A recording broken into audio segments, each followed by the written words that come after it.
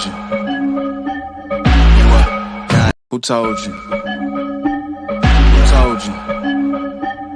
Who told you? Who told you? What? God design, God design. Good evening.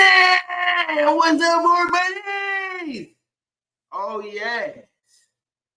It's the time. You know what time it is. You know what time it is. Do you know what time it is? Do you know what time it is? It's time for the Boerboel Show. We here, y'all. We made it back another week. Oh, my goodness. What would it take to get here? What it took to get here this week. Can you see me? Hold on. What did it take to get here? Can you hear me okay? Get a couple doggy bones. Like, yeah, show me some love, y'all. What's up? What's up? We've been working hard. I've been thinking about this. I've been thinking about, guess what? Doing this. I've been thinking about this ever since last week. I've been thinking about getting back to y'all, poor buddies. What's going on? Holla at me if you hear me. Talk to me, y'all. What's going on? Yes, we made it. I'm so excited. It took so much. Listen, as always, I'm your host, Jordan Pittman, the Boerboel breeder, the one that's giving you my all, that's giving you everything that I got every single day, just like a Boerboel supposed to, just like a Boerboel man supposed to, giving it to you to the fullest, giving it to you raw. It's the realest, real show. It's the real show. When we talk about the African Boerboel, the dogs that we really love, they're the best dogs on earth. Boerboels over everything. That's what we into. Boerboels over everything. Boerboels for life. Boerboel love. Boerboel's life. Boerboel for life. It's a Boerboel life over here, y'all. Straight up. So if you're here and we in here, we got a very exciting show. Oh my goodness, I've been going through it, y'all. Woo! I've been going through it. But when you go through it all the time, you get used to it. When you get used to it, it's nothing. It's easy. You do it easy. It's nothing. Yes. So we talking about these dogs, y'all. Can you hear me okay? Wait a minute.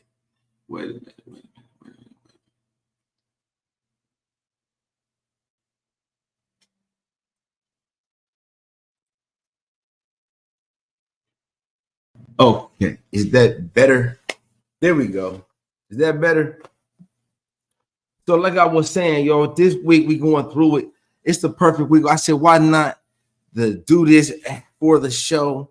We're going to talk about everything that it takes, the grit that it takes to make it through this. Oh, you got to be true to it. Just think about it. Just think about everything that goes into it. How much you think about breeding dogs. If you're really serious about your dogs and you're breeding them and you're thinking about them every single day, and then you get your puppy and then you wait on your puppy to grow up, right? Because you can't breed your dog right away. So because if you get a puppy and you're starting off with your own dog, your own puppy, then you starting off with your own puppy, then you got to wait 2 years or a year, 2 years, right? You got to go through all these steps. You got to feed the dog every single day. You thinking that you about to get paid and you got this dream and you think about it. If you like me, that's what I do. I think about it every single day, every single night, day and night. And it's like this. I go to sleep at night thinking about my Boerboels and stuff. And sometimes I fall asleep sitting right here at my desk because I'd be so I'd be just all the way into it. Because guess what? One thing about me is I'm not going to let nobody outwork me. And that's what a Boerboel does. That's why I got this dog. It's the perfect dog for me. And this is the dog that we need to save the world. That's what the Boerboel can do. It can make you feel like you are superhuman. You can do anything when you got a Boerboel because they that strong. That's how tough that they is. They that hardy. The real ones, if you have a real one, Let me make that clear, because there's a lot of different levels of them. There's a lot of different levels of this breed. And you got to imagine this, though. You finally get there, right? You get back on task, because I said a lot. So you finally get to your first puppy, and then you excited. You one of the ones, and because you got this dream, and you got these dogs, and you love them, and then you're going to have this dog, right? Yeah, and the dog, you find a female and you find a male, and then you gonna hook them up, and then they gonna get together and they gonna have these puppies, right? They gonna have these puppies, and then you finally get the puppies, and then you looking at the puppies, and you raising them every single day, and you telling everybody about these puppies every single day, and you waiting and you trying to get them off, you trying to get them in the homes, and nobody is coming knocking at your door. You said you thought you was gonna get all of this fame. You thought your dog, you thought it was, and it's just tough. Oh man, I know it's gotta be tough, because it's always been tough for me. Always been tough for me, because the things that I see in the dog, nobody seems to want like the dog that running 10 miles. Nobody cares, nobody like it, nobody needs a dog that running 10 miles. And maybe I got this all wrong, y'all. That's what I'm starting to think, like, oh my God, maybe I got it all wrong. Maybe this is the wrong thing, trying to run these dogs for 10 miles. But guess what? That's a whole, I'm getting off subject, because it's just frustrating sometimes, because you're going through this all day and night, and you got life too to deal with, and you trying to but guess what? I found somebody, y'all, to help us. I found someone that's going to bring us help. This lady actually does dog business, a lot of dog businesses, and makes it where you can make a living off of your dog. So this is interesting. And she takes it from an approach that you don't have to make money, and then we got a lot of things in the world, because it's actually really special. It's a really special. I don't know. Can you see me and hear me okay? I can't see what's going on. I ain't even checked in. Listen, y'all. I have been really thinking about y'all ever since last week. Every single day, family. Every single day. We working towards something. We working toward what's up. That's what's up, my people. But yes, I'm late, also my fault. But I'm here though. So like I said, you finally get to it, right? You finally get to it. So then people, you forget to take pictures or whatever. For whatever reason, your pictures ain't hitting. Maybe they blurry and stuff. You don't know what to do. And you're taking the pictures and they're not working, and nobody's seeing what you see. Nobody seems to understand what you see. Everybody, you tell all these people that they said they wanted a dog, because guess what? You thought they wanted a dog because they said, your dog looks good. Yeah, I want. What's up with the puppies? Guess what? When you a breeder, you're going to learn that that's just how the general people talk. That's how people talk. It's not about, they don't really want to give you that kind of, I don't know. Because that's you talk to that many people all the time, and then you just get caught up in your mind thinking that you have a product that's going to sell. And this dogs is not a product. Dogs are not a product. It don't work like that. It goes wrong every time. I've seen it, because you keep investing into it, and you keep thinking it's going to get there. You're going to keep thinking it's going to get there. Sorry, y'all. You keep thinking you're going to get there. You keep thinking you're going to get there. You keep thinking you're going to get there, and you keep investing. You keep investing. And then guess what? Your dog have way too many puppies. Something crazy happened. Your dog have 15, 25 puppies, 15, 17 puppies. And she have 16, and they popping out everywhere. You don't know what to do when you upstairs and downstairs, and you panic, and you get into the house, and you don't have no help, and you don't know what to do. Have you even thought about something like that happening? Because that's what you can go through. You're going to have puppies, some puppies dying, some puppies in sex, some puppies popped over here, all kind of crazy stuff. And then what if you don't have no puppies? And then what if all the puppies don't come out? And then what if you have a puppies, she start eating them? And then what if she had one puppy in the sack and is laying there, and then she pops out and she don't do nothing, and she gets up and then she lays on a bunch of puppies? Come on, y'all, think about it. Think about it. Do you really think that this is a wise investment? Is this a wise investment? Are we crazy? Are we going crazy? We could be going crazy when we're not getting that much rest. You feel me? Because you're not going to get that much rest. You're not going to get that much rest. You're going to be tripping. You're going to be tripping. Because I stayed up late, y'all, because I was working on this new dog organization that I made for us. It's for us, y'all. Everything that I'm doing right here, this is me, y'all, straight up from this dome, straight up from the heart, from the top of my head. I don't have no script or nothing. You know, I just thought about this, what we got going on. And I think about it every single day, all the time, for many years, and finally happening. We got this dog organization online. It's open. Finally, we can register our Boerboels. We can appraise them online. We're going to measure them. We're going to see how you do it. We're going to set up the things. It's going down. We got that going. But that's not what this whole show is not all about, all of this. We're going to get back on subject because we're talking about the pitfalls and the trials and the tribulations because it's so real.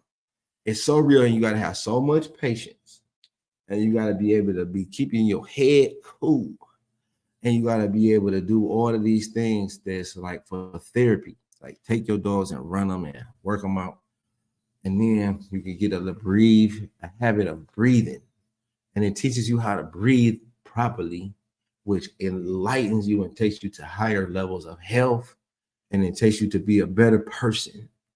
And that's what this is about, y'all. If you're really looking at the value of breeding dogs, it's not in the money that you're going to make it because it's going to reach across. You're going to be involved with people that you never thought you would meet, that you never thought you would know. And some of the coolest people that I ever met, my Boerboel family. And I'm thinking, like, look, what we gonna do, y'all? We really got the best dogs, and you know it, and I know a Boerboel family. Exotic Boerboel family, Boer buddies, Boer buddies, or however you want to say it, wherever you from. Put it in the how you say it, Boer buddies. But I like Boer buddies. I remember how my granddaddy used to say it. He didn't know how to say it. He always said Boerboels. So let's think I'm gonna call them like that sometimes too. That's what you call it because it's so versatile. You should say it. Some people call them Boerboels. Some people call them Boerboels. But for the real Boerboel,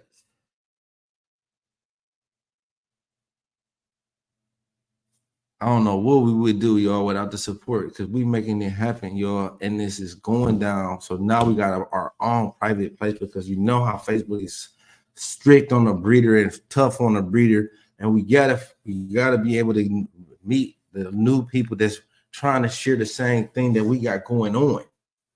You know what I'm saying? So we can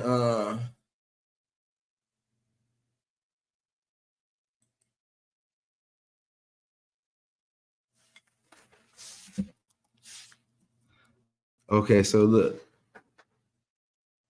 Hold on, let me see something. I got something going on. Hold on.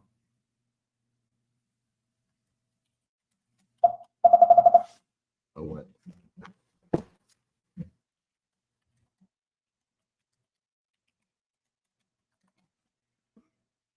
Okay, so look.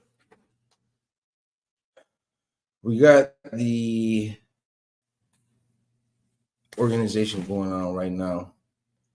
And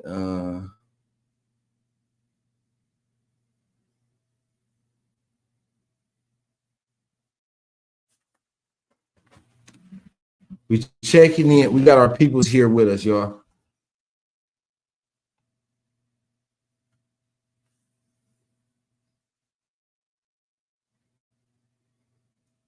1 second. Just give me 1 second. Excuse me. I'm sorry. Okay, I'm back.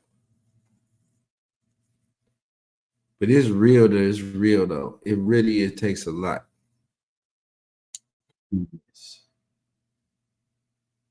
Okay.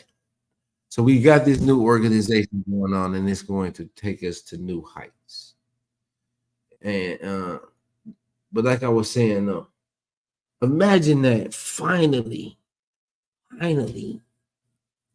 you finally get to the stage and the age where you're trying to move the puppies into new homes. And every single day, every single puppy is pooping left. It seems like right, up, down, north, south, everywhere.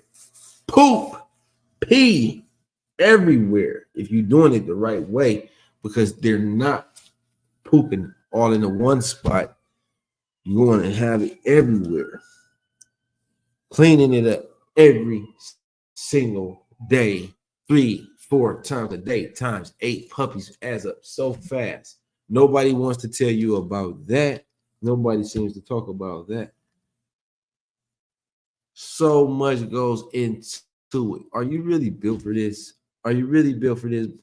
I don't know if I'm built for this, because guess what? It's a lot. It really is a lot. No, I'm just playing, y'all. This is my life. It's life for me. What was life for me? Day and night, night and day. I could go on, and I am going to tell you some stories because it's give you an example, the perfect example. You got to be on your toes. You got to be on your game at all times. So you thinking when you're dealing with people, you got to build up this bond, this trust, and you dealing with strangers that you don't know from a can of paint. And then you talk to them, and you got to be a judge of character. You got to be picking up all clues. You got to be reading the signs. You always got to pay attention no matter what field that you in. That's how I feel like, because this is the modern day jungle. And we living out here where it's dangerous and it's present risk involved with every time you step out the door, it's risk involved, no matter what, because even being within the house, there's life that it is, and we on a limited amount of time. And that's why every single day we got to give it our all. And that's what I'll be doing. I'm giving it the best that I got every single day, trying to do the best that I can every single day as a man and as a Boerboel breeder, and because I feel like it's the best. And that's why I'm like with the dogs the way that I am with the dogs, because they're the best dogs. And then they can do everything that a dog's supposed to do plus more. And no matter in what capacity, it's the best dog that you could possibly have.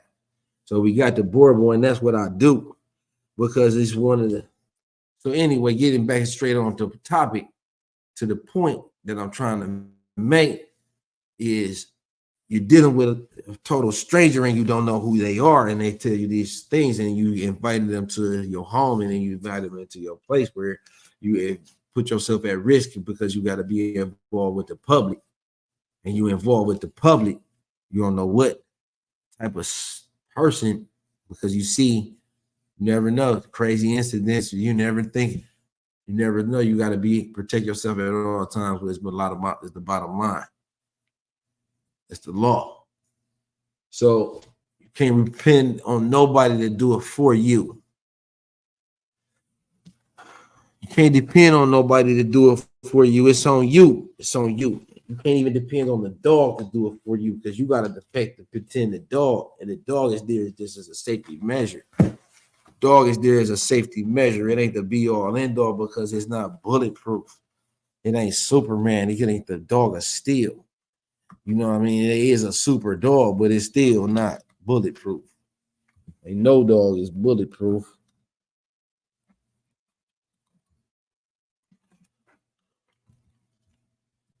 Had my battery handy today. I knew that was gonna happen.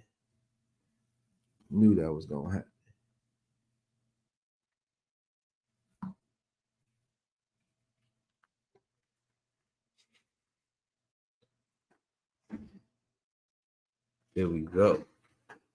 Prepared. We should be having the camera should be back connected.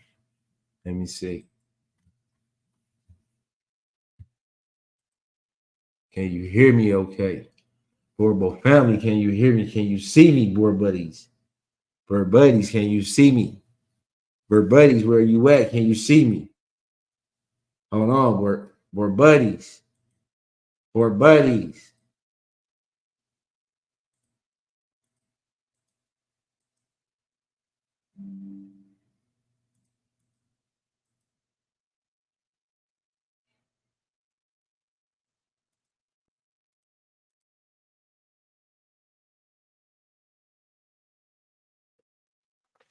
Hold on 1 second. Here I come, y'all. It's coming back. I'm coming back.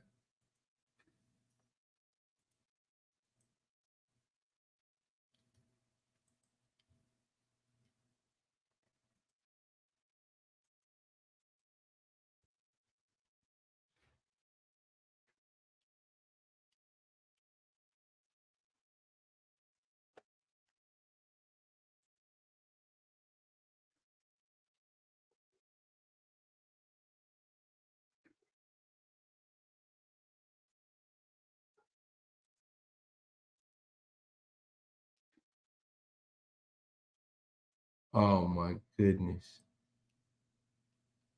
There we go. Oh, my fault, Boer buddies. We back. Sorry. There we go. Sorry about that, y'all. You know, I'm just trying to do what I can with the camera. I don't know. I'm not no studio director. If y'all know somebody that can help us out, the Boer buddies, because we got so many talents and I believe in y'all so much. If y'all know anybody that can help us out with the directions in the studio, we is looking for some help. Please holler at us, please. We need some help with this. Let me figure this out. This is so distracting. There we go.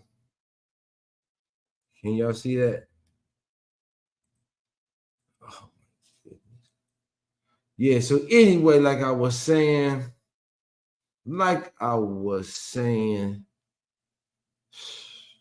okay, here we go, y'all. Okay.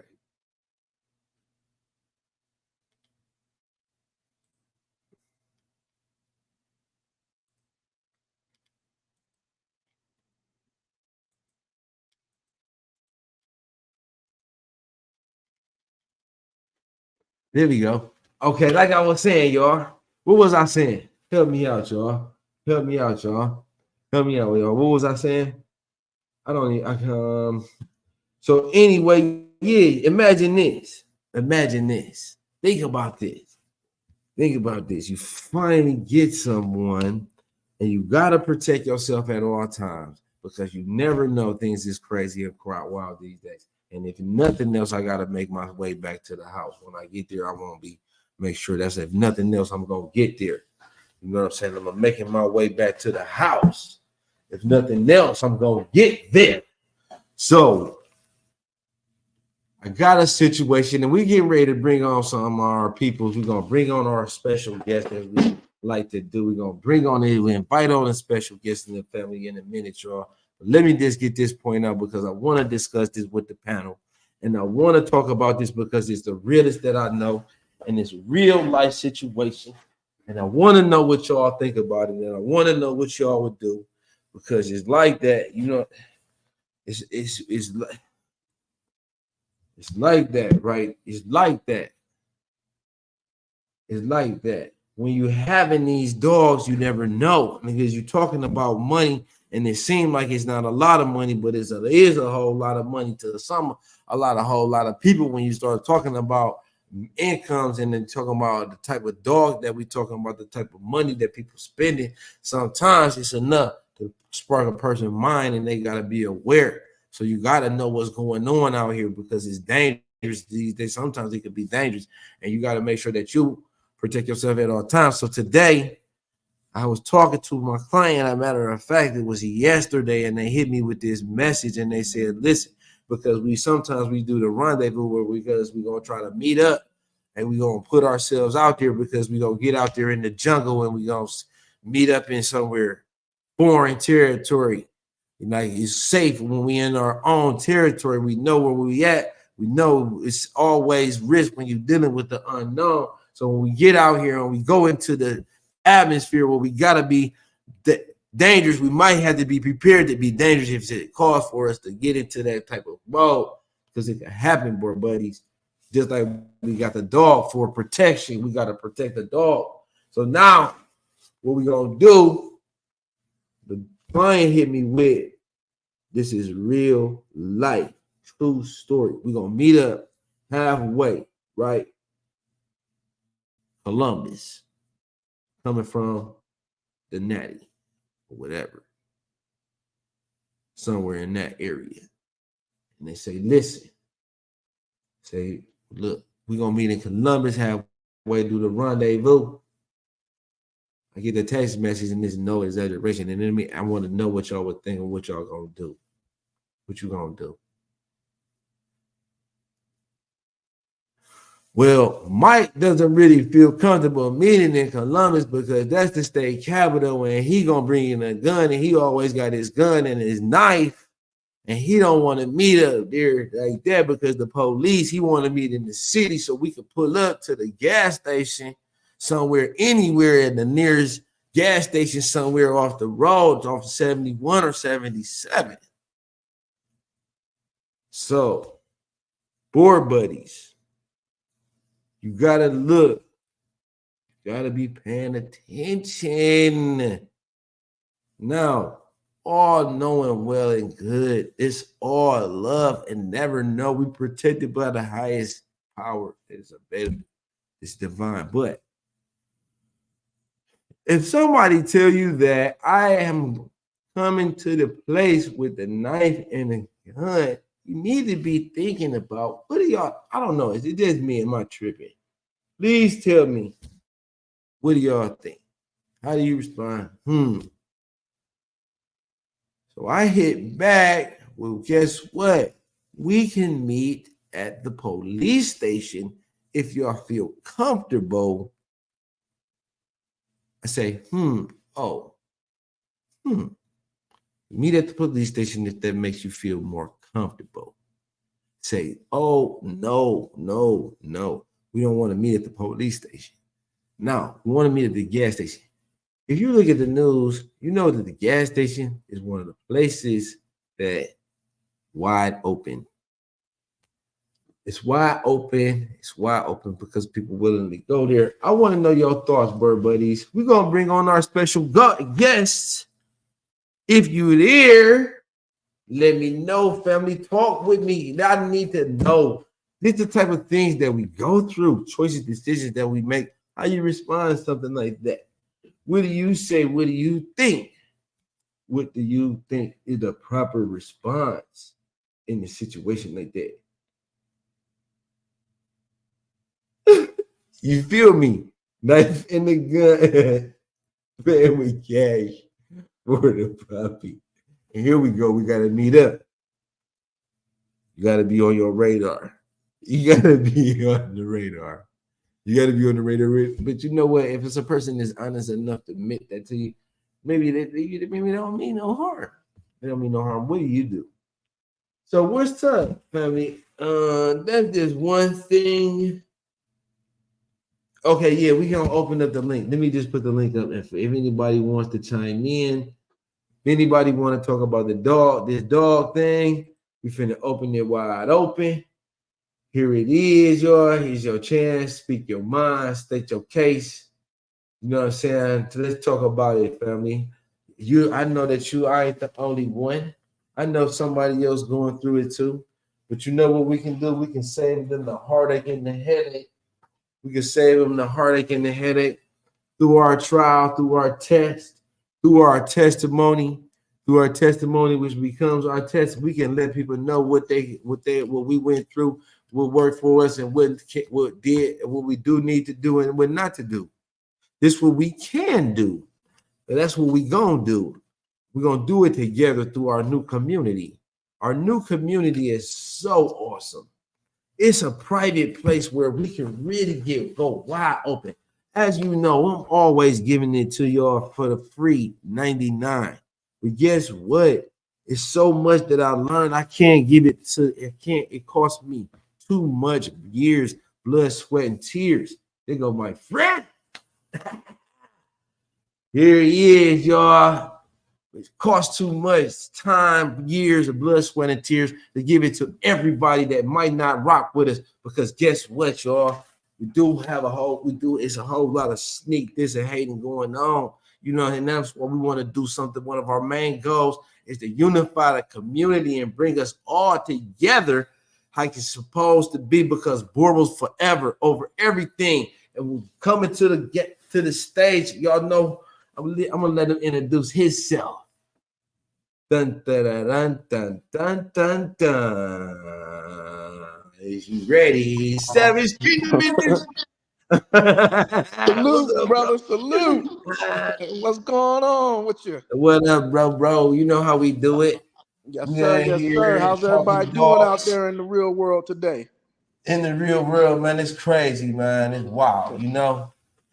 It's wild and crazy. It's going through it today, man. It's going through it. I don't know how to work no camera, man. You just popped on here with the natural thing. I ain't got no thing like that. You know what I mean? I been looking great. Like I was okay. There we go. But yeah, bro, it's been a long day. You see what I had came up, huh? Talk to me. What's going on? Yeah, so I've been all excited, and I finally met someone that can help us a lot. Finally met someone that has done it before us, so we don't have to try to reinvent the wheel. With the Boerboel organization, that is the answer to everything that we need for this breed. It's going to help the breeder. It's something new that never happened before. This is so raw. This is so unique.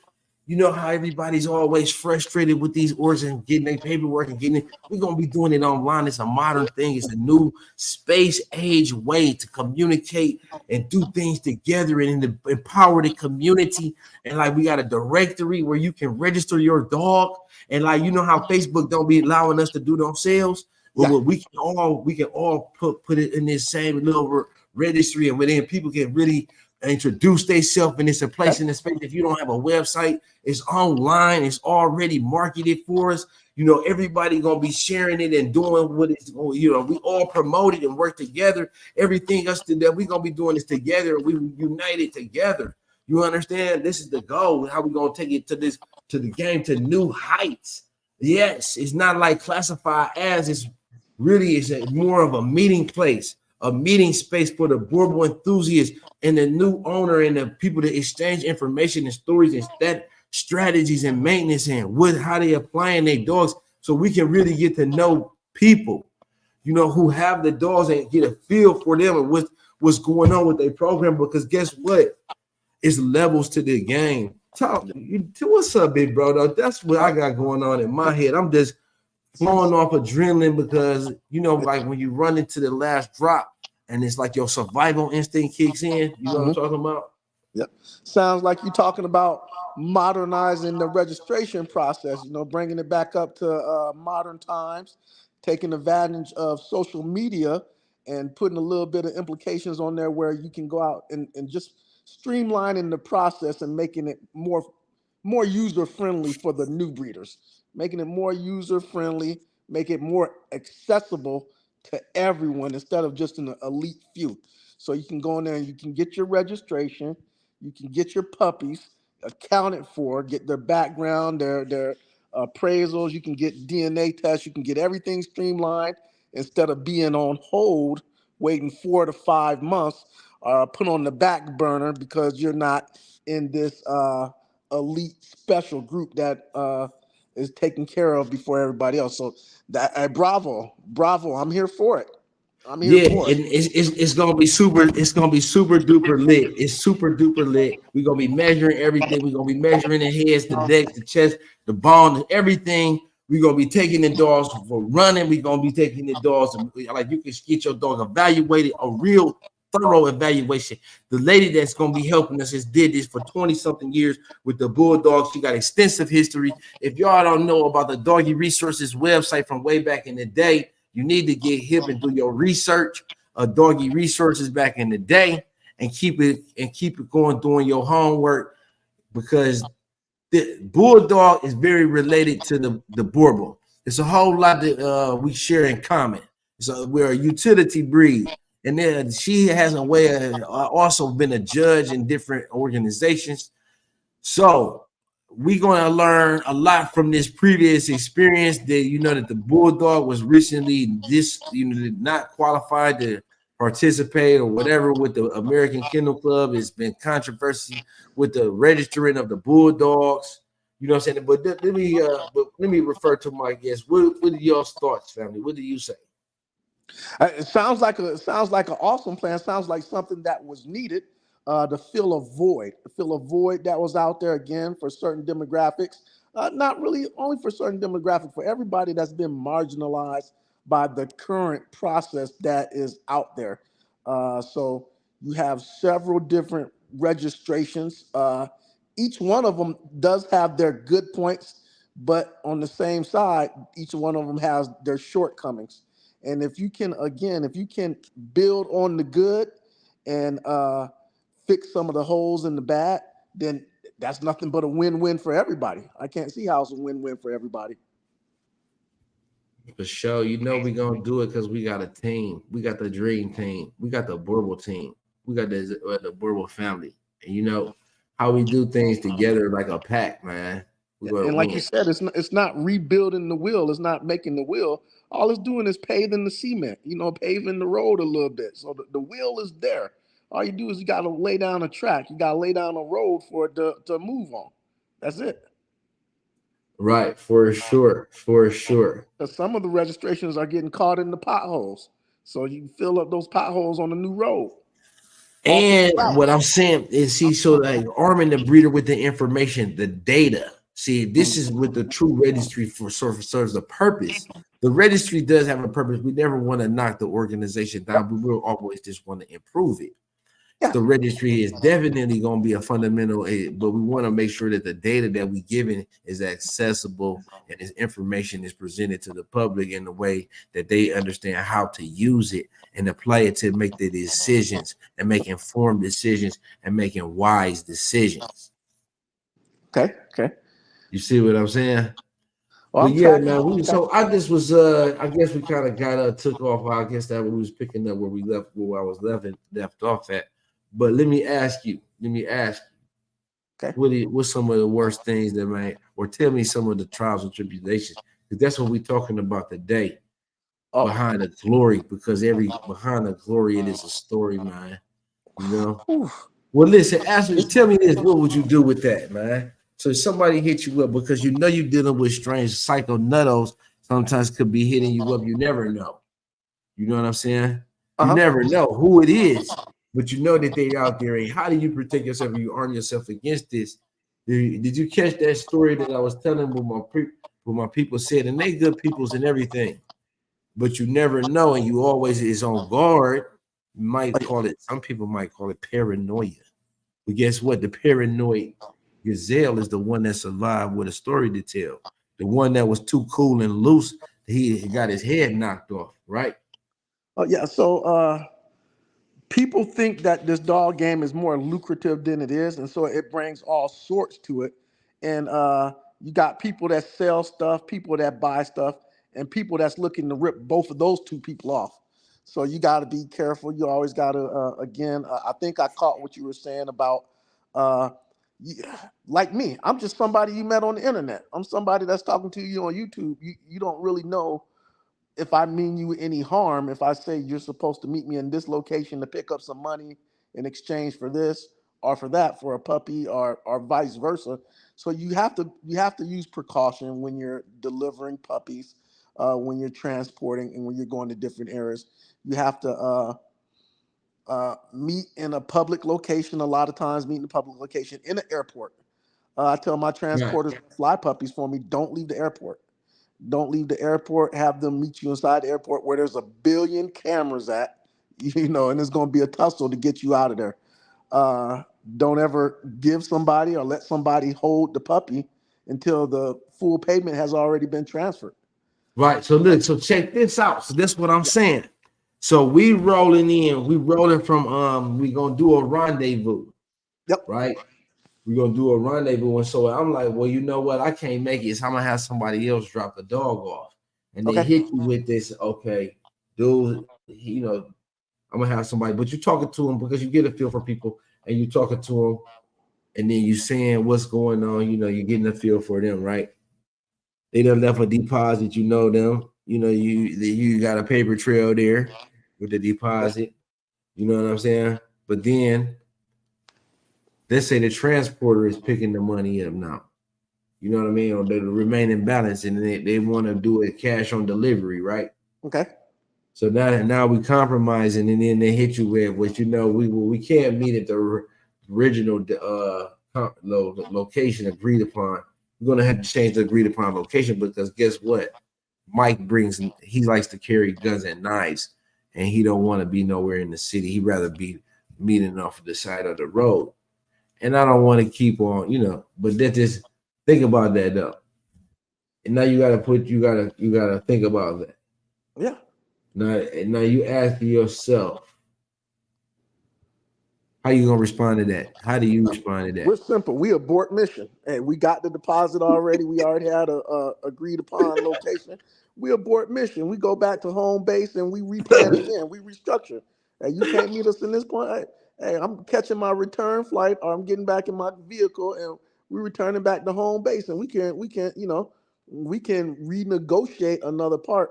But with us, before we move a puppy off the yard, of course, we have a deposit, but when we're transporting it, the transportation fee has to be paid up front.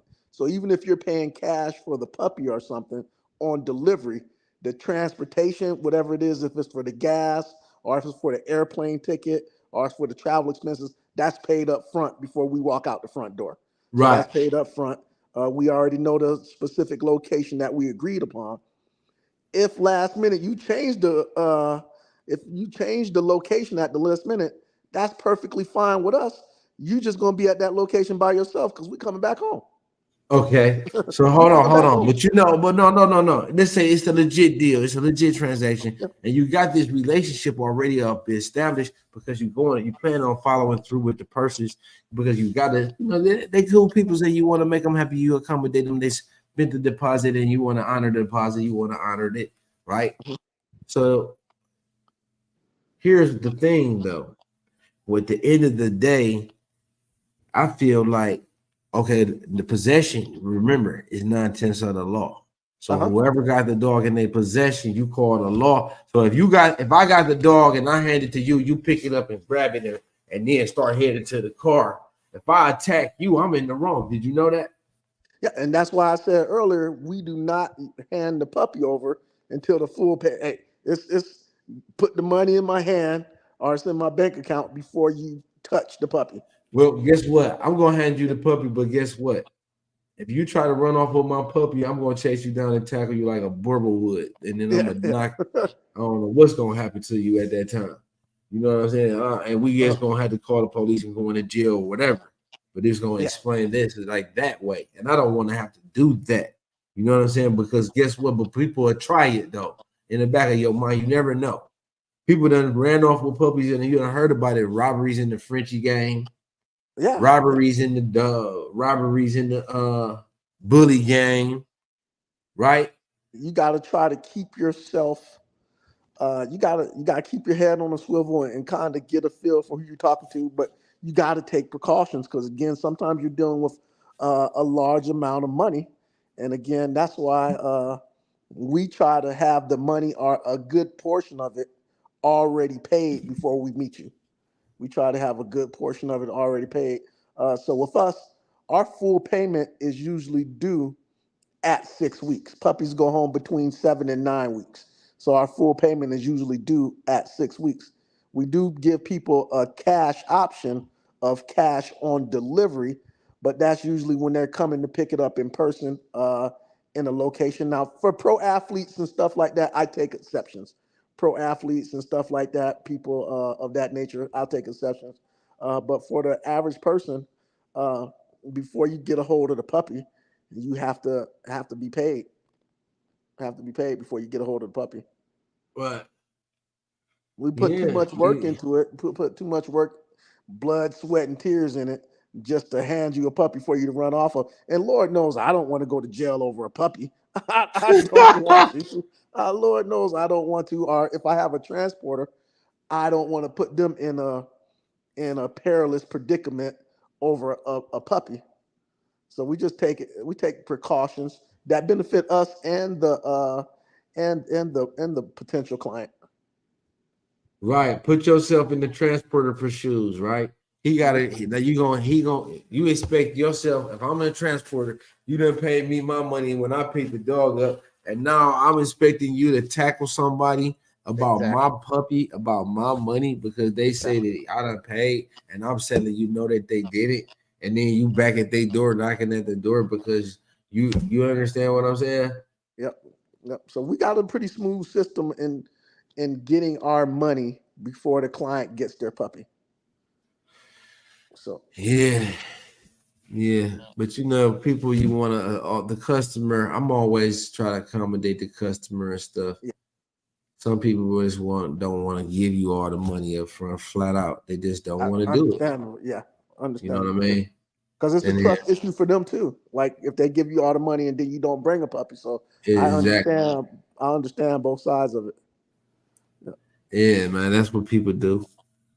What other type of stuff, man, have you experienced? So you've been doing it so long, but you've been doing it for now. That was the Boerboels. That's your first breed, or is that have you did other breeds before the Boerboels? Boerboels was the first one. I came in Okay, hot. man. I came in Yeah, hot. Boerboels was the first one. yeah, and Yep. I look at your approach. I see you have, but you do have some experience with business or something, man. Come on now.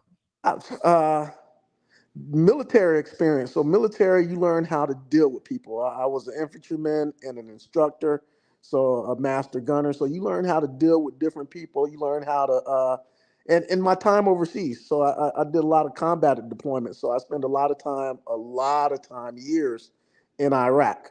So when you're sitting down and you're talking to different locals and you're talking to people, you got to get a feel for them, a feel for your environment, who's telling the truth, who's not, who's trying to con you, who's trying to mislead you, trying to set you up for an ambush. So you do a lot of. I did a lot of business overseas, just with the locals. So with the Yeah, locals, and because then you can apply you that gotta. over to the dog business too. Yeah, yeah. I guess that would make sense because you gotta exercise your senses extremely, Yeah, yeah, and then you gotta because you navigate in this foreign territory, and then your life is at risk at a lot of times. And yeah. then you gotta still find people. You gotta rely on people to come up with stuff because you're in a foreign territory, right? Am I right or wrong? You're 100% correct. 100% correct. Yeah. So I could just only imagine. I can only imagine a situation like that. So It's, yeah, it's, because it's, I know well, this that's kind of game is like flawed because yeah, it takes a lot of money and a lot of work to get to a certain point in this. It's not just go buy a puppy and then next thing you're breeding puppies and making tons of money. It takes a lot of work. Me myself personally, I was $70,000 in the hole for 2.5 years before I ever made a penny. Before I ever made one single penny, I was down $70,000 between buying puppies, raising them up, buying kennels, food, medicine, all that stuff. Veterinary bills. I was $70,000 in the hole before I made one penny, and and it took 2.5, almost 3 years before I made a penny. So it's a 70,000, in the hole, in the hole, in 2 years.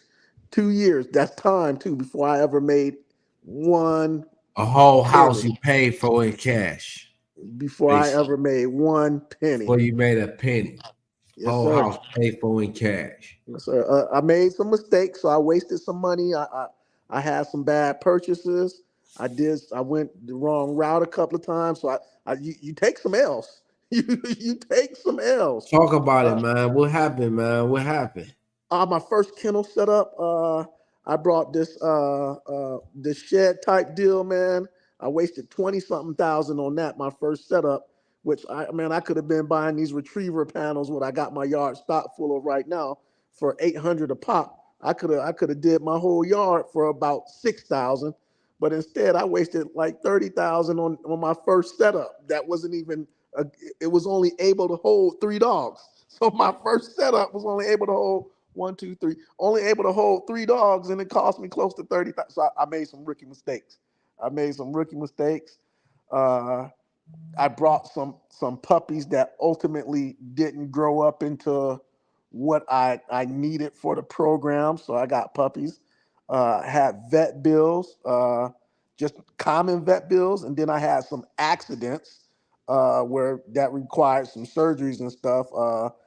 Stuff happens sometimes to these animals, and you got to provide them the care. So all in all, over the course of 2.5 years, I was 70,000 in the hole before I made a penny. So there's a lot of ways to do things better than Before what I when you did. so when you say you made a penny, what you talk about before you sold a puppy or before Before I sold a puppy, before I actually got a you puppy on the ground old enough to sell. because you Yep. still can't make you didn't make 70,000 back. You still in the Oh hole. no. So I was 70,000 in the hole before I made any money. So that was two Right. and a half years before I made any money, but I didn't make 70,000. So my You see first what I'm litter, saying? Before you yeah, my recover, first. and that's what I'll be Oh yeah, saying. This is a bad investment. oh It's a yeah. So bad investment if you think about it like that. You're it not took really me it making took you me making your almost money. another year. So before I ever made a penny, it took me another year to get even. So I say it took me 2.5 years to make a penny, and then it took me another year to get even. Right. And we talking to one of the hottest, fastest growing kennels that's in the history of the breed right here. So this is what we got going on. Think about this, ladies and gentlemen, very seriously and very heavily. You know what I'm saying? Because I'm a veteran in it, and I've seen many people come and go. They think that they're gonna buy a whole bunch of these dogs. They got the experience that they understand what they've been did for in the past in these other breeds. Because guess what? A lot of these breeds have been failed in the SA in the AKC working breeds that failed them. It done failed. A lot of the working breeds they haven't had the success. It done cost them, and that's why people got an issue with the working breeds. When they have they say that, oh man, you hear people like, I hate to see AKC is gonna ruin them, da da da da da da da, because they not really taking in the interest in the accommodation and account the things that make the dog a purpose bred dog. Is supposed to be a visual is appeal. So I don't know if you understand that, if you hip to that about one of those arguments, but maybe you could give your thoughts on that. So how do you think the question would be? How do you think the AKC is or standardized dog breeding serves working abilities in purebred dogs? I don't talk much about the AKC because personally, even before I started breeding, just watching when I would catch a show on TV or see anything or hear somebody with papers, before I was ever in the dog business, and this is just me, my opinion, I had never seen a AKC dog that I liked. If it was a German Shepherd, it was too skinny with a roach back. If it was Doberman, it was looked like a greyhound. If it was a boxer, it looked like I don't know what a penguin. Just AKC. Just when I would see backyard Dobermans that I loved, and then I'd be like, man, AKC got to be Oh, better. And then I go see an EKC dog. It's terrible. I would see German Shepherds that I love, backyard German Shepherds that I loved. that And then okay. somebody would come, oh, my German Shepherd is AKC, and it looks like a border collie with a I'm hunch. glad that you. I'm glad that you said that. Let me say something right quick. Okay, I don't mean let me just cut you off 1 second. I don't mean to interrupt you, Okay, bro. Pardon me one moment while I say this. I okay. saw a dog, right? It appeared to be a Boerboel cross. It Mhm. was a dog somewhere in the Buffalo area. It was up for adoption. I guess the adoption people had neutered the dog, but Okay. it looked like it could potentially be a contributor. It looked like they had offered it up for adoption.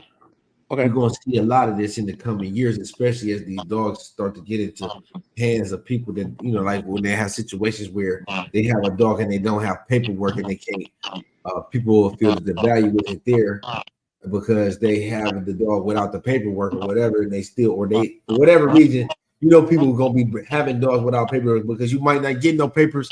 You go with the wrong person. You go with the wrong breeder. You go with a breeder that might have stipulations and rules. And some people gonna breed them dogs anyway. When you have some people gonna have get a dog, even though they say don't breed the dog or whatever, they're gonna breed the dog anyway because and have contractual obligations. They're just gonna breed it with no papers. You know what I'm saying? So those dogs are contributing to the gene pool. So they're likely gonna breed those dogs with other dogs without papers. Because I'm not gonna, you see what I'm saying? Said it was interesting. I think we're gonna take a look at this because this dog was I want to get your feelings and opinion on the dog. He appeared to be a young dog. He appeared to be a substantial looking dog, a decent looking dog. He don't look to be a purebred Boerboel, but irregardless of it is a Boerboel, a Corso, or something like that, because the dog don't have no paperwork, he's gonna be excluded from the gene pool. Is this a good thing for purebred dogs? When you, like you said, that backyard Doberman sometimes is a fire dog. You feel me, though? Yeah. Sometimes that backyard Doberman is one of the best dogs that you ever gonna see. You know what I'm saying? Yeah. And I remember back in the day, it was a dog named Kong, right? It was a dog named Kong that was a Boerboel. Nobody had knew about this dog, right? Well, a lot of people knew about this dog, and everybody was saying, "What's up?" He came out of a litter of 13 puppies. You know, this back in the day, maybe like 2013. But this dog was an amazing dog, but I felt like he could have been a valuable contributor, but dude never really got active with the dog because the dog didn't have the registration. You know what I'm saying? So here's an opportunity. That's what I feel like the role of the registry and the organization. But let me hear your thoughts on that. So Is this that a is the good or thing. bad thing? This is where the papers and the where it helps you out because you could get that dog and it can look like it's a great contributor. It can look 100% real. It can look good. But without the paperwork, you don't really know what's behind it. It could have something mixed into it, but it inherited all of the genes that look like a perfect Boerboel. So it looks perfect. But then if you put that dog into the gene pool and you don't really know what's behind it, and it happens to have a boxer or a penguin or something in there, it might reproduce it. Those genes will come back out, maybe in his litter or in his grandpuppy's litter. And so now you got this dog like, what the fuck is this? Where did this come from? And so that's kind of what the paperwork helps stop happening is from this great looking dog that looks like he's a great contributor because even though it's a mix, it inherited all of the qualities of Boerboel, but deep down in his testicles, or if it's a female, deep down in his vulva, somewhere in the eggs, it harbors a bully's contribution or Saint Bernard or something, and it will come out one day in its puppies or in its grandpuppies. And now you're like, oh, look what now it's in the gene pool now. And so that's kind of what the paperwork helps you, like, okay, identify that we know who the parents are, who the grandparents are, who the great grandparents are. They were all 100% pure. So that's where the paperwork is going to help us from. And that's why without paper, you don't really know what you got. You without proof of parentage, you don't really know what you got. Right. You have no clue. And it's a way to trace, and know exactly what you're working with, or give you an idea of what is on paper was documented, so to speak. Because people, I mean, everything at 100%, and it's open to human error. So we gotta always remember that. So you gotta really keep taking account of the dog before your eyes. Is the dog healthy? Is it valuable? Is it valuable? Does it contribute to your life in a positive way, in a meaningful way? And I think that the bottom line is that should mean a lot to a person. We gotta really to take that into consideration. And how do we measure something like that with a utility breed like the African Boerboel? Well, that's where our new organization is going to come in, because we can just, if nothing else, and it's not to say, it's just to arm the person with information so they can determine what is it that they like about the dogs. Well, I can't find the post, but it was a post that they have put up, and it was a decent looking dog. It looked better than some of the so-called Boerboels that I have seen. Yeah, you know what I'm saying? But it was a dog that was in the shelter. Right. And this is one of the things that they talk about on the Canine Institute of Biology, where these dogs, like these different tiers of dog, where they don't contribute, and then we eliminate them based off of what. And like you said, if it looks like a Boerboel, right? There is one thing that we do know. It does have the genetic to arrive at the phenotype of Boerboel. Because a Boerboel, by definition, in the standard, is a phenotype. It's a trait. It's a dog with certain traits and characteristics assigned to it. And right or wrong, what'd you say? Yeah, right. I'm nodding in agreement. Yeah. Right. So we got explosion of these dogs. We got a lot of dogs coming out, and then we're gonna have a whole lot of dogs being filtered out and then eliminated and called off, and boom, we're gonna have a gene pool that is the dominating contributing gene pool that most people is going, where a large majority or large percentage of dogs is going to come from. And what determines that? The value there. You see, so how do we assess that? Then we're going to be able to measure that. So, like I feel like one of the common examples that I always point out is Chapo, you know what I'm saying, with Barack. To me, Chapo looks like he's a bigger dog. He's working on the farm. I say, even though that you're not breeding for that, he still can is capable of performing in that way. The original, like a farm dog, even though that's not what people have this day and age. You follow me? Yep. So I feel like that's an advancement in the breeding. So we are able to measure. Barack was the father at this age. You bred him to this dog, and then how did these genetics intertwine? How did we arrive at this dog? Maybe it is what dog was contributing in what way. We can really start to take a look at these type of things because we measuring it at maturity. You follow me? Yep. I'm in there. We're gonna measure it. We're gonna measure it at maturity. This is brand new. This is the way that we're gonna be able to document this in the future in our things. Yo, go ahead, pull up the thing, man. How do I don't even know how do I do this. But guess what, y'all? We're gonna figure it out. I wanted to show y'all the place, our special place, boy buddies.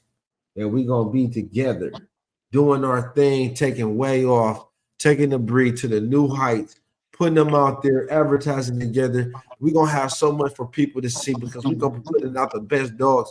We're gonna be putting it out there for the people to see, right? And we can mass advertising campaign, because guess what? When you posting stuff for free, it's just as good as when you post some stuff for paid, right or wrong.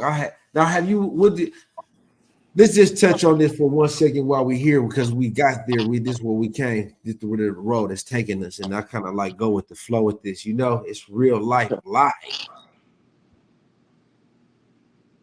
Do you pay promo free? Because if you haven't had some success, I think your opinion is warranted. Okay. Have had so many viral videos, probably the most viral dog of all the dogs ever. Talk about that, man. Free content or paid content? Paid promo. What is the most? You got to be careful with the paid promo because of the algorithm. Once the algorithm sees that you're willing to give them money to push out your product, they will make it extremely hard for you to be able to ever again reach people organically. So they make it hard for you to reach people organically, right? So you can post, and it's hard to reach people organically.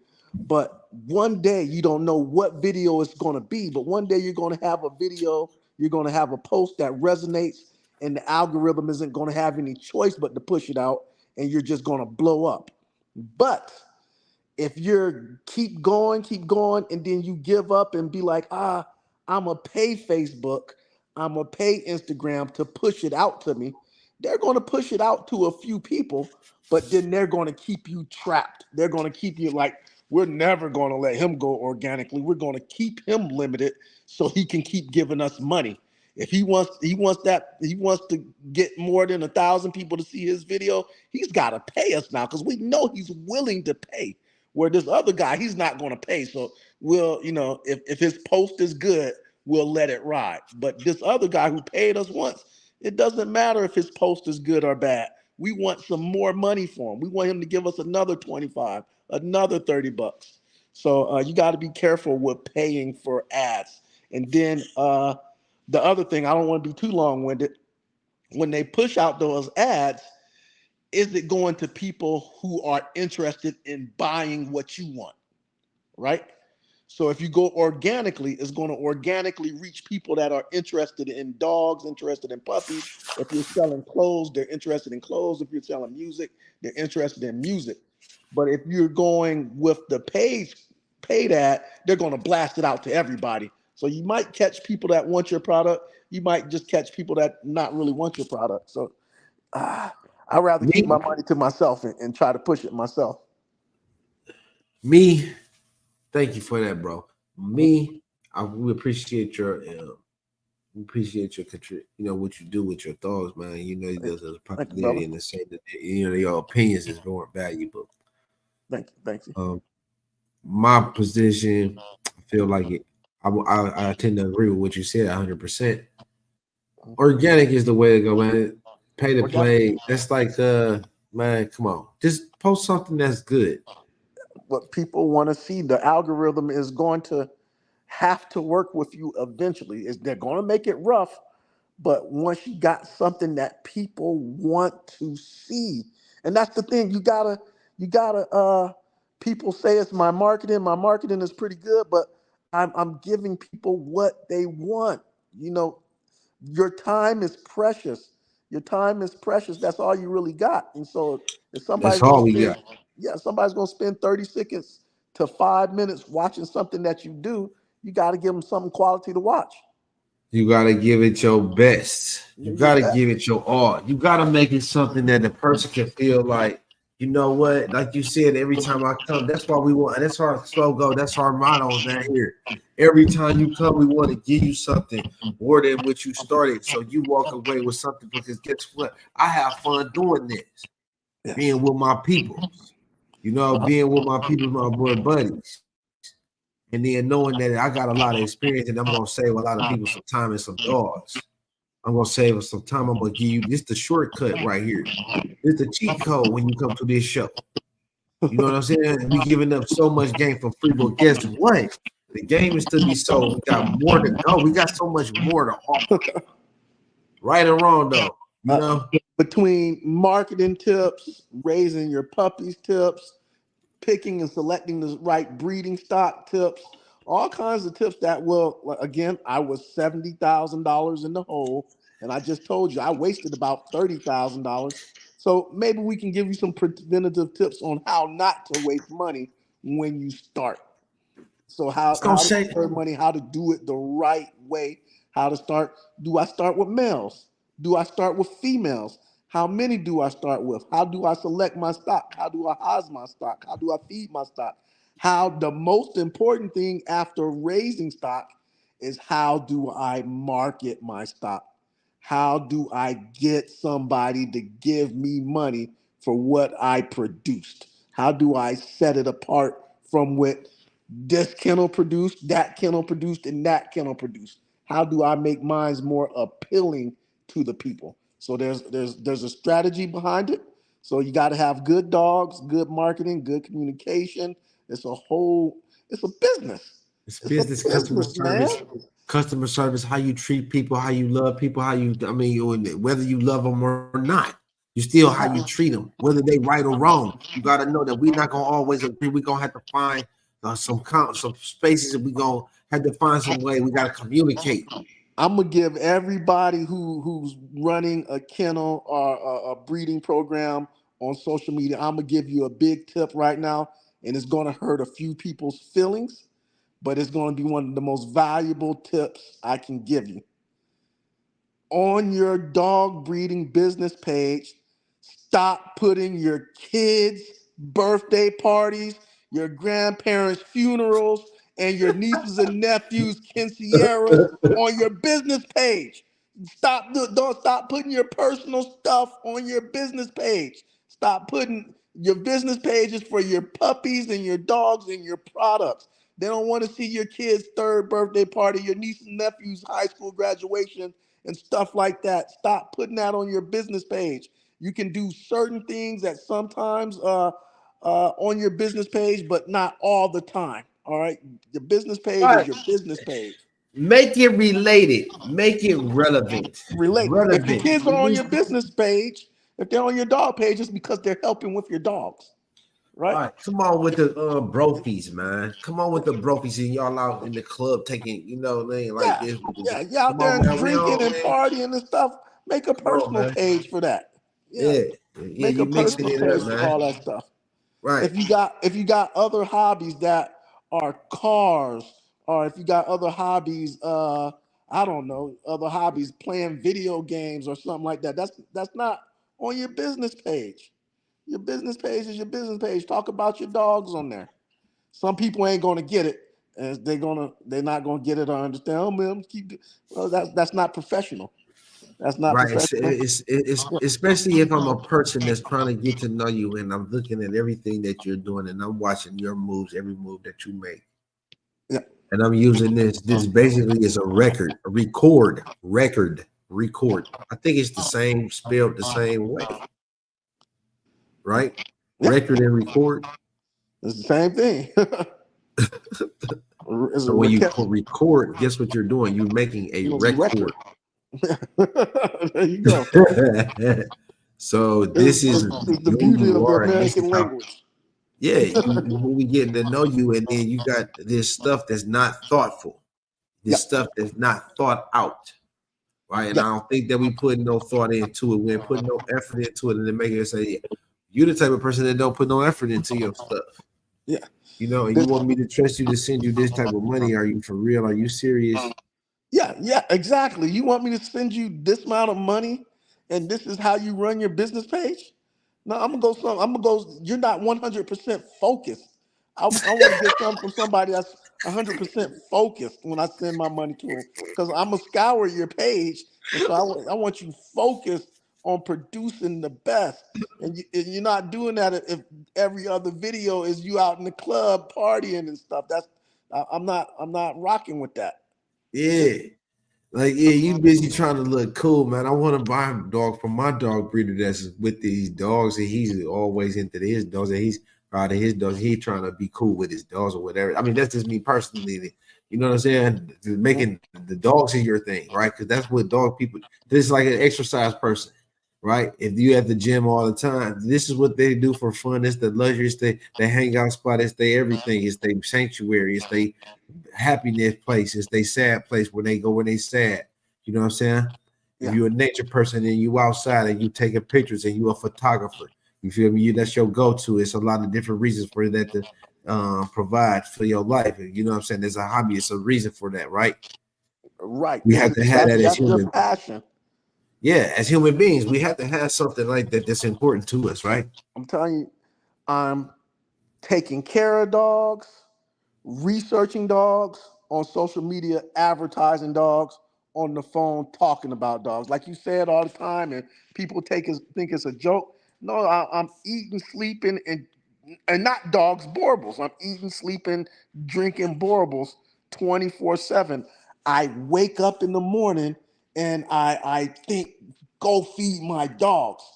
I go to bed at night and I say, let me get up one more time and go check every kennel to make sure it's secure and that all my dogs are good and nobody's knocked over a water bucket and they're thirsty in the middle of the night. And I might do that 2 times. I'm like, oh man, let me just, I thought I heard a rustle, man. I don't want my dog thirsty. Let me go double check the kennels one more time. So I'm waking up thinking about my dogs. I'm going to sleep thinking about my dogs. I'm dreaming about my dogs. I'm at dinner with a young lady. I'm like, man, we might have to cut this short because I got to get back to my dogs. You know what I mean? I Right. got to get back to my dog. I mean, you're beautiful, baby, but I got to get back to my dogs. Yeah, yeah, man. Yeah. Oh man. Talking to the dogs like they human beings and stuff, man. You Yeah. know what I'm saying? And I know my yeah, man. Seriously though, I've with you on no vacations 20 years. I've been there like that, man. For mine. Hurry up and get back. I'm out of town. And then somebody I get back. I had a dog with an NFL player's dog he was keeping that I was had it while he was in the season, right? Uh-huh. And then I got another dog. I go out of town for one day, right? And the other dog, the older dog, then jumped on this man's dog. So I let him know I'm on. I didn't even know though. I'm out of town. I'm in Arizona, dropping the Yeah. puppy off. I'm flying back the next day. While I'm out of town, I got the dogs locked down all together. So they eating and beefing. Sometimes they go to beefing. And anyway, this dude, my dude's dog is a double XL. I'm holding his dog down. I guess it was the Christmas time or whatever. That's another income stream if you're a dog breeder. So I'm holding this dog down, right?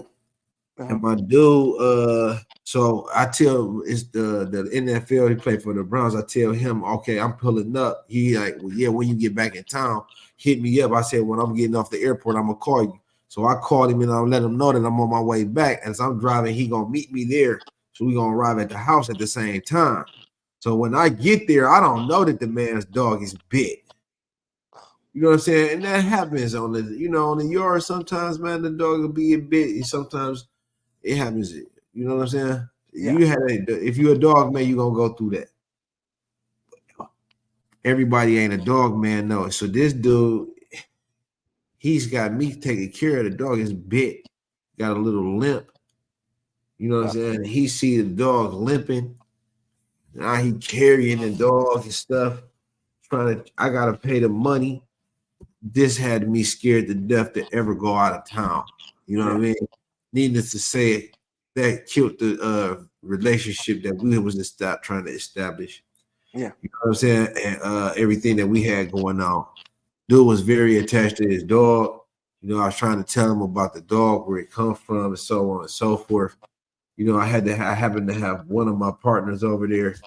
And he's a game dog, man. He trying to tell him about the dog having wounds and stuff, and dogs fight. You know what I'm saying? People don't understand that. They ain't trying to hear that the dog bleeding and he got a hole in his arm. You know what I'm saying? Yeah. And then you stupid. I feel stupid because he telling me I feel stupid trying to explain to him that just having your dog get bit. People dogs don't be getting bitten. They be getting damaged. The type of damage that a pit bull, double XL, game bred dog, pit bull, Boerboel is gonna do to your dog. People ain't prepared. I mean, I'm knowing what's gonna happen. I know the dog is tough and it's rough. It's gonna heal from that. But every person don't understand that, man, and it ruined the relationship. But now what it did for me makes me don't even want to go out of town. Yeah. It's hard to go out of town on vacation, man, and do all this stuff and enjoy the fruits of your labor. So yeah, that's rough, man. That's rough because it don't seem like anybody can take care of your kennel like you can take care of your kennel. They're not gonna do it. They're not gonna do it. Yeah. They ain't, because it's not going to get immediate gratification in this day and age. We used to things to be an instant satisfaction, Mhm. right? When you scroll, you get a hit of dopamine. Did you know that? When you do what? Scroll. Oh yeah, yeah. It lights up the same spots in your brain like cocaine does, man. It lights up the same spots. They say people get that shot of dopamine when they watch their own posts. Matter of fact, right before I got on the show with you, man, I was creating some content that I'm going to release here in a couple of days, and I found myself watching the same video that I created about 10, 15 times, and I'm sitting there smiling, watching myself. And like you said, I was getting that shot of dopamine when you scrolling and you're seeing stuff and you're seeing yourself in the post. It gives you a little sensory pleasure. Exactly. And that we need to understand that as human beings, because if we don't, we're gonna fall into these traps, to these tricks, we're gonna fall victims to it. Because it's set up for you to be either you're gonna be a producer or you're gonna be a consumer. And if you are the dog man, the truest form of the dog person and a dog breeder is a producer. That means that you know how to put stuff together, making something out of nothing. We're A lot of producing people can't do litters. that. You're a creator. You know what I'm saying? That's why you can create content naturally. Yeah. You're a creator because if you're a businessman and you're an entrepreneur and you're an innovator, you can create from nothing. Yep. You know what I'm saying? You know how to serve it to a person. You know what I mean? You know how to serve Some it to a people person. just wanna put some dogs together and expect that everybody's going, oh, I'm gonna buy it. I'm gonna buy it. Oh, you got puppies, I'm gonna buy it. No, you gotta market to those people. And in Won't turn, you can't get mad at somebody that if your dogs are equal, if my dog and your dogs are equal, in all cases they're equal. Now the deciding factor is your marketing. your marketing. You can't get mad if somebody has better marketing than you and can push their Right. dogs out. You just gotta You be well rounded in business. You got people that's too lazy to even bend over and take a camera picture with the level of the lens at the dogs. And then you say something to them, they go and argue with you. And then This you trying to picture's live good enough. big. No, man, that picture's not good enough. Nobody wants to look at that. Why Yeah, do you man. Come think on, man. Beat it. Man. McDonald's and Mercedes has billions of dollars? Why do you think they spend millions and millions on advertising? So people can, yeah, they advertise. They Mercedes spends as much on advertising as Toyota does. Why? Why does Mercedes spend as much advertising on commercials as Toyota does? Because you gotta advertise your product, even if it's superior than somebody else's. It doesn't matter if they're getting more eyes on it. Right. Think about it. $1 million ads on the Super Bowl. Come on Million now. dollar ads, Just tens so of for million a 30 dollars second ads. commercial. For 30 seconds. And that 30-second commercial is gonna affect their profit margin for the entire year. That 30-second commercial that they're putting in on the prime time of the Super Bowl is going to affect their end of salary at the end of the year if they making quotas or not. That is pivotal. It's pivotal. They're going to sell more in that 30 seconds than they might sell in the next 4 months. Yeah. Come on, man. Come on, man. Seriously though. Think about that though. They might spend 30 million making that commercial. $1 million a second. You understand? Think about the effort that's going into that. And then you don't even want to take 30, you don't even want to bend over for 5 minutes and try to wait to get 30-second consecutive shot of 30, because you know what I'm saying, 10-second consecutive shot. Come on, man. We don't believe in you. It's hard for us to believe in you when you can present to us that way. Crazy You feel me? when I see these horrible shot pictures that's blurry and blah blah blah, and you just catching it. Why would you even post that? Why would you even post that and think that somebody's gonna buy that from you? Yeah, right. Nobody's And gonna then post you that. mad. Well, then you mad at me. You mad at me. Yeah, because I took 100,000 shots of pictures today. To get You know what one I'm saying? good one. I was out there for an hour and a half. Like you said, I took 1,000 pictures to get, and then I had to comb through all the pictures to make sure I had to comb through them. I had to look at them and do this. Nah, man, his eye was off, his ear was off. Oh man, I got to do that, man.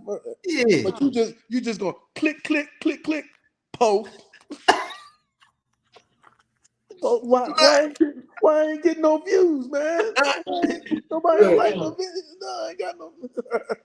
Yeah, man. Or what? I'm gonna wait to get paid to go do this, do that. No, you can't wait, man.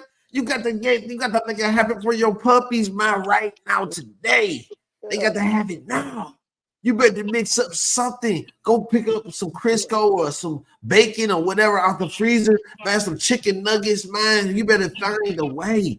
99, you got $5-6. Listen, you might have to fast today, bro. You might have to fast today, bro.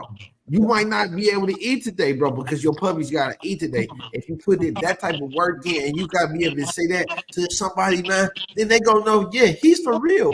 He missed a meal. He missed the whole day because he didn't have enough. He put the dogs before himself. How many people type of making that type of sacrifice? Come on, man. Yeah, gotta sacrifice for these dogs, man. Gotta sacrifice. It's not a get rich scheme. I've been very successful and I will tell people I am the exception, not the rule. That's not how it works. I remember when I first got into the game, I could think about 10 to 12 kennels that got in the same time. And Jordan, I might be wrong, but I think it was you. I don't know who it was. It was some other established breeder that was around for a while. I can't remember who it was. It might have been you, but you were like, yeah, there's a lot of new people in the game, and more than half of them will be gone by this time next year.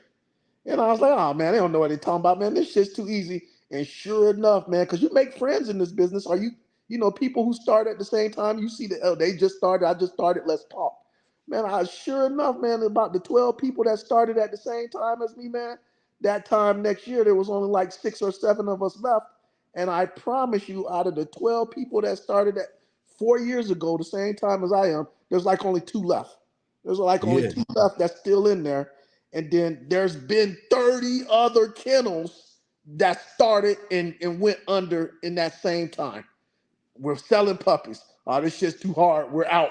We're buying Boerboels. We're buying Boerboels. We're buying Boerboels. Oh, we're out. We're buying Boerboels. Buying Boerboels. We're buying, oh, we're out. There's been so many kennels. There's been rainbow kennels. There's been Sprite kennels. There's been TV kennels. I'm just making up names, but there's been several kennels. Oh, for sure. I Yeah, don't and know I if you mean, guys can hear me. Somebody just tried to call me. I'm sorry. you good? Yeah, But no, this you this right. game is hard, man. Think about it. One I've been second. at Can this you guys hear 17 me? years. I done Do I seen have to do so something to many. get? I done seen it happen I so might have to many go out times. and come back in. No, you good? You hear? I can hear you good. You Hello? coming in loud and clear? Can you hear me? Hello? Hello? Hello? Yeah, no, I can hear you good. Hold on, let me see. Damn, that always throws this off. Hold on. Okay, how about now? Hello? Yeah, I can hear you. How about now? Can you hear us? Let me go out and come back in. All right. But yeah, I forgot what I was saying, but it definitely you go through it, and then people be like, look at this though. You back?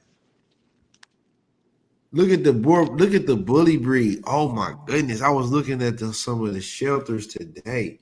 Look at how they just jumping ship on the breed. I thought y'all loved them dogs. I thought y'all loved them bullies. I thought y'all loved them bullies. All them bullies that's in the shelter, that's crazy. I'm talking about out of 20 dogs, 19 out of 20 dogs, bullies at the shelter 2023, 2024. 2, 3 years after the pandemic, they talking about it's a shame, it's insane how many dogs has dropped down in there. You back, bro? Can you hear us? Hey, you got me back on? Can you hear me? Yeah. Think about that though, man. All of them, I was just saying, all of them dogs that's in the shelter, man. All of them dogs that's going up for the HPCA, the bullies, man. Do you see how many of these people complaining about the bullies on these pages? Do you follow any of them pages? How many people came in to the dog thing? How many people did? How many people have been taking a beating on the bullies and just dumping them and getting rid of them? You hear the story about the man in the rest in peace. The man in the Detroit had lost his life to the 4 dogs, man.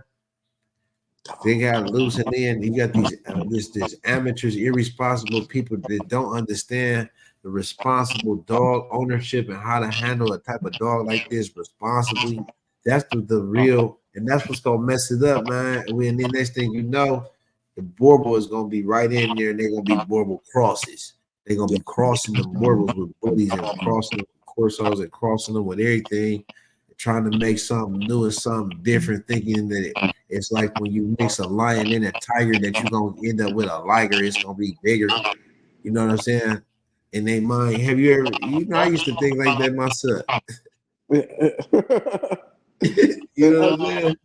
That's one thing, man. You can't count somebody else's money, and you can't just assume you're going to have their success off the bat. Uh, Usually, you got to fail a lot of times, man, before you're successful. Uh, Being successful is a combination of fortitude and persistence and resilience.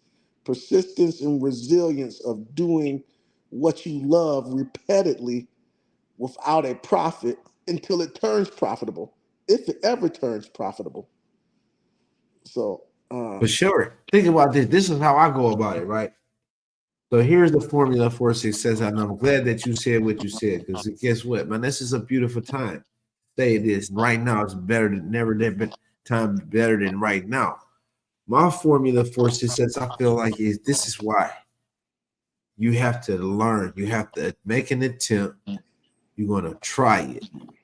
You're gonna fail 9 times out of 10, and then you learn from your failure. You make another attempt. You change up what you did, or you try to do it a little bit better, or you study something and invest in yourself, so that you got these skills, and then you can perform these tasks with success. And then you're gonna make this attempt. And then when you make the attempt and you learn better, you do better. Every time you make the attempt, you get a little bit better. And it's from this repetition of try. You start to learn what to do, what not to do, what works. You're going to get some results going to be better than others. So you have to, for example, you might get instead of putting 10 minutes into 10 minutes into one post, I'd rather put 1 minute into 10 post, 1 minute into one post, and post 10. You see what I'm saying? To get that volume, and then really and figure out what is working best, and then analyze that, and then come back and look. This is the type of stuff that we got to teach, that we're going to be teaching on from this level of experience. You know what I'm saying? This valuable information that no other organization is offering. You know what I'm saying? With the courses and stuff that we're gonna be pushing, me, bro. I'm so excited for the Boerboel community, because it's never been done like this before. You know what I'm saying? With the online and make the information and that, because you know how they try to gatekeep us with all the information. You know, they ain't allowing nobody to be appraising the dogs. We're gonna have to teach people everything that you need to know. When you pass the certification, we can certify you to become an appraiser. You can take the courses online. You can learn everything that you need to know about assessing Boerboels, what to look for, what make them value, and why they're a utility breed. What is a utility breed? You know what I'm saying? Truly defining the order and providing this information. You see what I'm saying? This is different, man. This is groundbreaking. Yes. This is appropriate for the best dogs in the history of the United States, in the world, really. This is what it takes, and this is something new, and we're going to get people involved, and they're going to elevate to the highest of the best that they can be. You feel me? This is what is my vision, and but we want to hear from the community, board buddies. Y'all get with us. Get with us. Get with us through this group. How do we? I'm gonna post the group link again. I'm gonna post a group link again, but y'all know we gonna keep you posted, because we always in to be on these social media platforms. We keeping y'all informed to know what's going on. We took our time, y'all. We didn't just slap something together. Y'all know how long we've been talking about doing this. But bro, what did you? I'm sorry, man, because I started getting off subject. Was I saying? What was we talking? What was we? I was just talking about your marketing your dogs and getting your product, and why somebody wants to buy your product, some of the social media aspects of it. Right. So this is what we're gonna be teaching, and this is what we're gonna be learning, right? And even though, see, one thing I love about this breed, and you can tell me too what you think. The type of people that we meet, the entrepreneurs, the spirit, that's in them, is we like-minded, business-minded individuals. We know how to make things work and manage and make things that's valuable, that's means something to us, right? And how to apply these tools and use them. You know what I mean? Where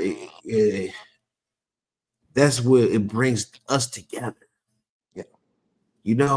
It brings us together, and this new community is going to be the perfect place for this. You know what I mean? I'm just geeked up about it, man, with the marketing. We can help people, right? Yes, sir. Change your life, man. Change your life. What an audience has done for me. Oh, wow. That's why I really put my heart into this. I get so excited for y'all, because y'all sharing. Yeah, for sure. Y'all sharing our content. Y'all have grown this for the people that find it valuable, whether you tune in live or you catch it later. The love that we get, the support that we get, because this hasn't been nothing that we have been doing for no money. We haven't been trying to get paid from this or nothing. But we can do so much more with small contributions. Just a small contributions, 10, 20, $30 a month, 45, 50, 60, whatever you can afford. You know what I'm saying? To me, I spend money. You know what I'm saying? I buy what I want. I pay for what I want. That's why I got Boerboels. You know what I'm saying? Can't nobody tell me, I don't care what it costs. I'm gonna have the things that I want, that I deserve to have. I earned it in life. And this information that we giving, it lets people know what they need to know in order to grow and get things out of that. I can't believe. I mean, that's why I'm so appreciative for y'all. I'll be so excited. I think about this show, doing this, and like because the support that we done received, it means a lot. Also, we be able to offer T-shirts. We show people how to make the T-shirts and stuff. How we going? I'm going full fledged with that. For everyone that want to support, you know what I'm saying? If you got that on your thing, you should got to have that. We need Savage Kingdom merch. What's up with the Savage Kingdom merch? I see you rocking the shirts. You know what I'm saying? Man, I gotta get back on it, man. I had made some a while back. Get back on the merchandise. That'd be a good thing to start doing again. Get the SKB merchandise out there. Get a Yeah. full frontal assault. and then look, we can put the Boerboels up against. We can show Boerboels on the shirts against any breed. I will put the Boerboel on a picture against any breed, and there ain't nothing knocking nobody else's breed because we love all dogs. Yep. But the Boerboel gonna shine against any breed. Come on, man. Just it's the complete dog. If you just think about what it was originally made for, and then the way it looked, the way it developed to look, and just the status it has, and the attitude and the fortitude, it's just you gotta love this dog. And when you see, if you like or even love the videos and pictures, in real life you'll be head over heels when you see one. Oh my god, It's the man. ultimate dog. It's the Oh man. ultimate dog. It's a throwback to a warrior in its appearance, in its attitude, and its demeanor towards its family. Hold It's on, dog. Hold on, dog. special Hold on, dog. dog. Let me say this, bro. Hold on. I'm sorry to interrupt. I got it because I'm just getting it. I'm just getting it. It's coming to me right now. I'm feeling it. Listen, think about this. When the people come, right? When your clientele come, and then they ain't never really seen no Boerboel before, and then they finally see the dog, and you see this look on their face, and they like the feeling. I'm getting ready to pick up my Boerboel. It's intoxicating. Right. And it's like, whoa, it's like, oh, you know what I'm saying? It's like, come on, man. It's always dramatic. The wives and the kids hide behind the husband and say, "Put it back, and just bring the puppy. Put Barack back. We don't. Okay, we seen enough."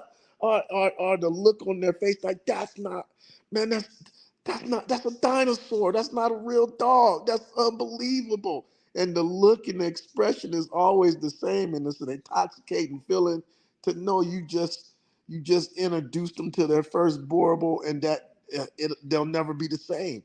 They'll never be the Right. same after that. Oh man, come on. Come It's a on. And then lovely feeling. and then look, so they're gonna feel that every single day. They're gonna get that every single day. They're gonna feel like, damn, oh my dog, just sit up. I sit up with my dog and I just look at him, man.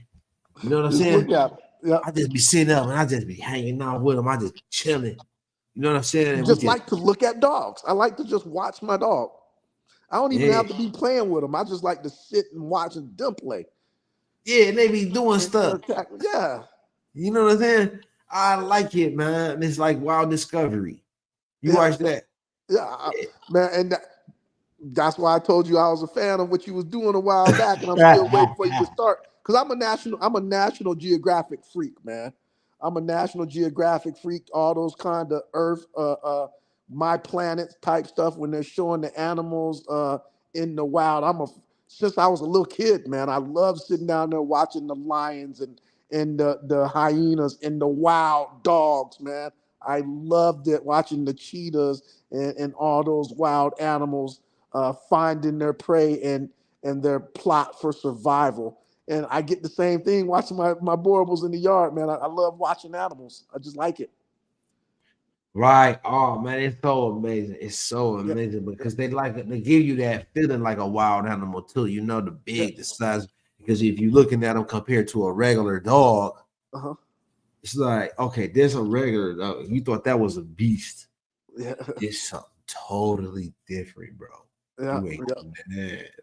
ever seen nothing. This is like a dog lion mix. It's like a dog bear mix. It's like a Man, dog something mixed with a wild animal. I'm telling you, I Monster. got one on the yard right now, man, that I swear is mixed with a bear and a lion, man. His name is Akbar. I'm Oh telling you, yeah. Akbar is mixed with a bear and a lion or something. This creature shouldn't have been. I don't know if he was formed in the underworld or in the heavens and just transplanted on Earth. But Akbar is a special creature. For sure. Yeah, I seen that dog. That's with your grandson or something like that, ain't it? No, I actually got them from shout out to True Bred Kennels in Georgia. So I got them I'm from saying, True Bred. I'm saying, I'm saying, but at some he related for sure. I know Uh, the look. oh no, you know who he's related to? Who? He's Bajira's grandson. Right. That's what Oh, I'm saying. that's what you said. Oh, I thought Yeah. you had said Barack. My bad. Oh yeah. You're right. So I heard you wrong. That's Bajira's grandson. You're right. You, you My bad. I see. heard you wrong.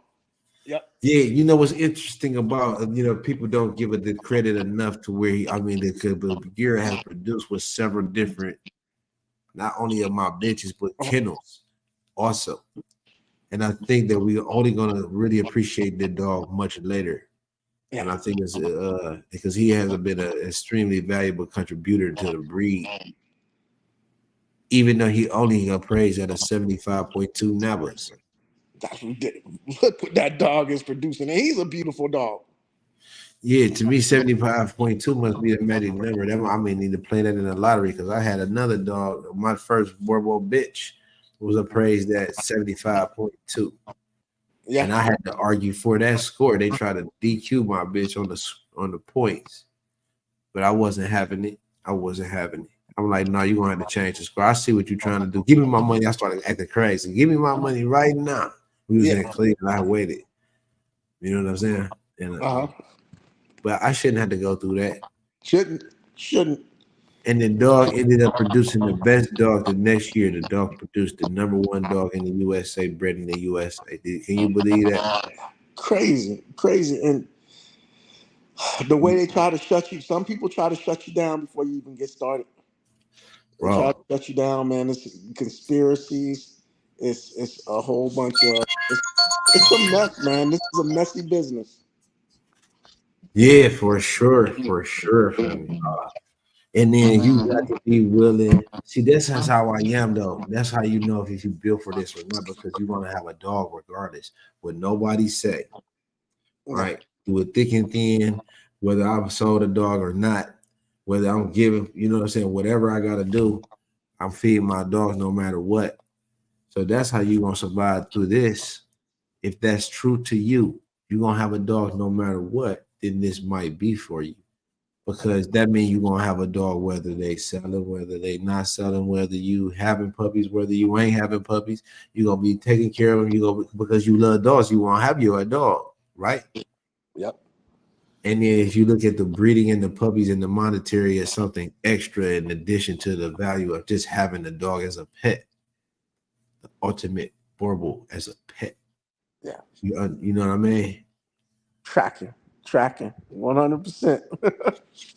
So when you take that into consideration, then you like, okay, if I get some puppies, then that's cool. If I don't, that's cool too. Now you might be built for this. Yeah. But if you're looking at it like, man, you know what? I'm about to flip my income tax check and I'm about to go buy a board, but don't do it. Not if it's Don't not do it. something you love. Not if it's You is something you love. not, huh? Not if it's something you love, because you're not finna flip your money. Not like that. You not, you not finna flip your income tax check. No, it's gonna take a minute for that to happen. You not finna be up. You not Yeah. finna be up. Oh my goodness, it's so much associated with the horse of breeding and putting it together to have a dog successful litter. You understand the man, the hours and everything like that. You whether come on, seriously. It's coming because it's on the way. I already see it happening with the waves and the trends. Follow the trends. You know, that's what another thing. If you do stocks and the trend is your friend, study the trends and what made people tick, understand the person. That's more the type of information that we're gonna be giving up. But we got to go, big bro, because guess what?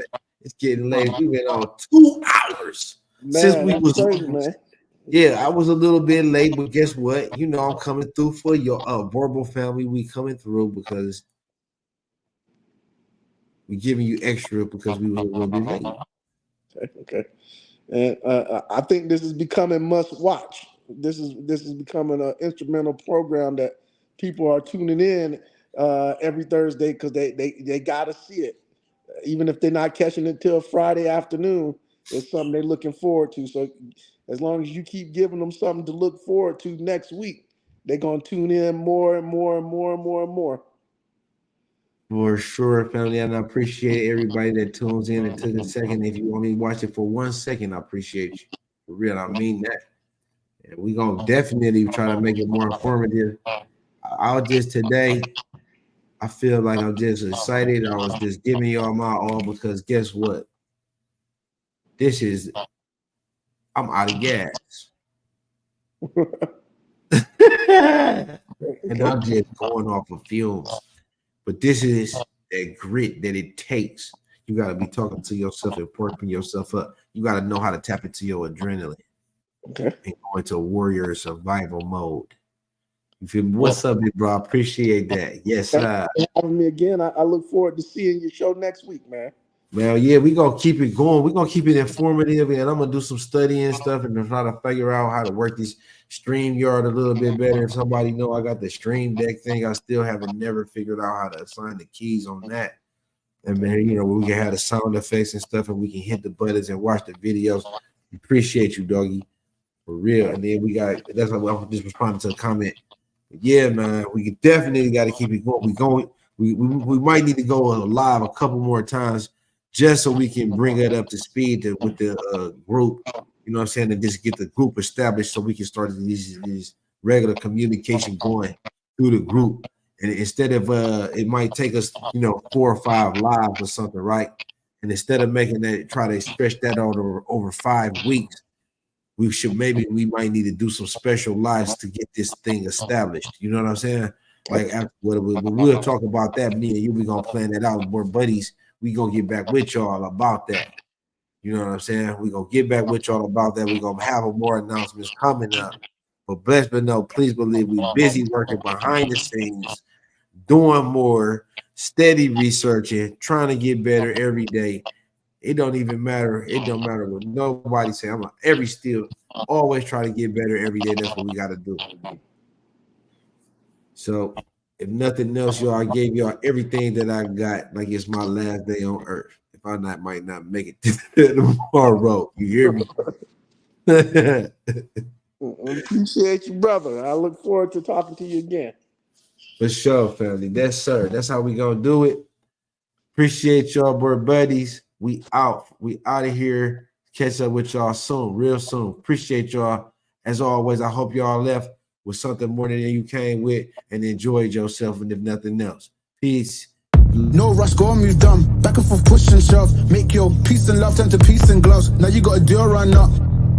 No rush, go on.